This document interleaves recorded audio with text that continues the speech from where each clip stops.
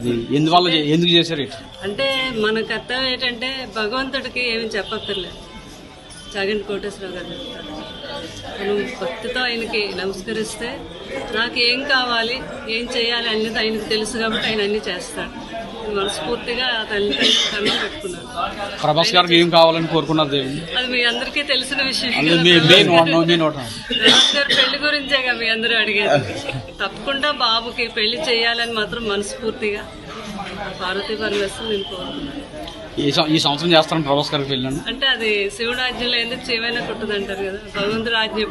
ఆయన ఎప్పుడు ఏ రోజు అనుకుంటే ఆ రోజు జరుగుతుంది. తప్పకుండా ఆ శుభ సమయం వస్తుంది. అలాగే మా పిల్లలు ఆడపిల్లలు ఉన్నారు, వాళ్ళకి కూడా ఆ తండ్రి మంచి సంబంధాలు. అంటే ప్రభాస్ గారికి మీ ఫ్యామిలీ కుటుంబంలోనే మ్యారేజ్ చేస్తారు, బయట ఏమన్నా సినిమా హీరోయిన్లు ఎవరున్నా? అది తెలియదు నాకైతే. అది మాత్రం పెళ్లి మాత్రం జరుగుతుంది. అది పెళ్లి మాత్రం జరుగుతుంది. భగవద్ రాజ్యం ఉందంతా. చాలా సంతోషం. Thank you madam.